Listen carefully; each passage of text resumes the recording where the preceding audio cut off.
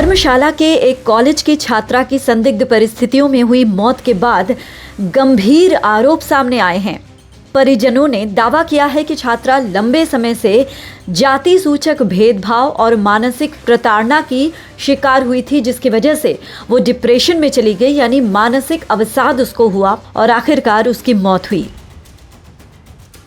आपको बता दें कि ये मामला तब और भी सनसनीखेज हो गया जब छात्रा के फोन में उसकी मौत से पहले एक रिकॉर्ड किया हुआ बयान सामने आया। इस रिकॉर्डिंग में छात्रा ने कॉलेज के एक प्रोफेसर पर यौन उत्पीड़न और लगातार मानसिक रूप से प्रताड़ित करने के गंभीर आरोप लगाए। परिजनों के मुताबिक छात्रा ने अपनी रिकॉर्डिंग में कहा है कि संबंधित प्रोफेसर कक्षा और कॉलेज परिसर में उसके साथ अशोभनीय बर्ताव करता रहा है।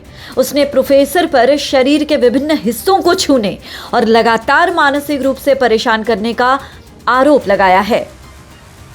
छात्रा ने यह भी आरोप वीडियो में लगाया है कि जब जब उसने प्रोफेसर के इस बर्ताव का विरोध किया तो उसे जातीय आधार पर भेदभाव का सामना करना पड़ा और उसे डराया धमकाया भी गया। बहरहाल 19 साल की इस छात्रा के इलाज के दौरान मौत हो गई, जिसके बाद मामले ने तूल पकड़ लिया।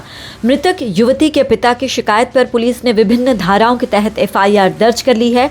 शिकायत पर एक प्रोफेसर के साथ ही 4 लोगों के खिलाफ, यानी एक प्रोफेसर सहित 3 और लोगों के खिलाफ रैगिंग और यौन उत्पीड़न के आरोप लगाए गए हैं। शिकायत में पिता ने बताया कि उनकी बेटी डिग्री कॉलेज में द्वितीय वर्ष की छात्रा थी। आरोप है कि 18 सितंबर को कॉलेज की छात्राओं ने उनकी बेटी के साथ मारपीट की और उसे गंभीर नतीजे भुगतने की धमकियां भी दी गई। इसके साथ ही शिकायत ने कॉलेज के एक प्रोफेसर पर भी गंभीर आरोप लगाए। पिता का कहना है कि प्रोफेसर द्वारा दी गई कथित अशोभनीय हरकतों और मानसिक प्रताड़ना के बाद बेटी गहरे सदमे में चली गई थी। वो लगातार डरी सहमी रहने लगी थी और उसकी तबीयत लगातार बिगड़ती जा रही थी। परिजनों की माने तो छात्रा का विभिन्न अस्पतालों में इलाज कराया गया, लेकिन 26 दिसंबर को लुधियाना के DMC अस्पताल में उपचार के दौरान उसकी मौत हो गई। पिता ने पुलिस को ये बताया है कि बेटी की नाजुक हालत और पारिवारिक सदमे के चलते वे पहले शिकायत दर्ज नहीं करा सके।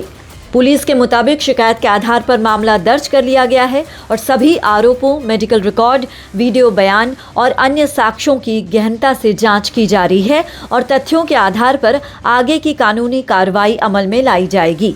देखिए, ये हमें जो कंप्लेंट है वो हमें रिसीव हुई थी और उस कंप्लेंट को हमने वेरीफाई करने के बाद FIR रजिस्टर करी है इसमें, और कल इवनिंग में FIR रजिस्टर हुई है। इसमें जो धाराएं लगी हैं वो 115(3), 75 और सेक्शन 3 क्लॉज 5 लगा है BNS का, और रैगिंग एक्ट के तहत भी मामला दर्ज हुआ है।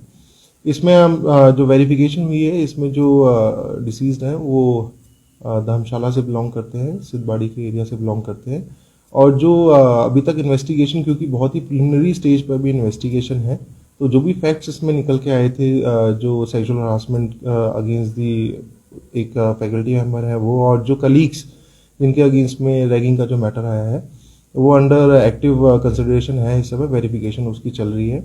और जैसे कि जो 20 तारीख वाला जो मैटर हमें रिपोर्ट हुआ था, वो CM हेल्पलाइन से रिपोर्ट हुआ था, हमने उसकी भी जब छानबीन करी तो उसमें जो सेक्सुअल हरासमेंट जैसा जो इंसिडेंट था उसमें उस समय वो नहीं इंक्लूडेड था।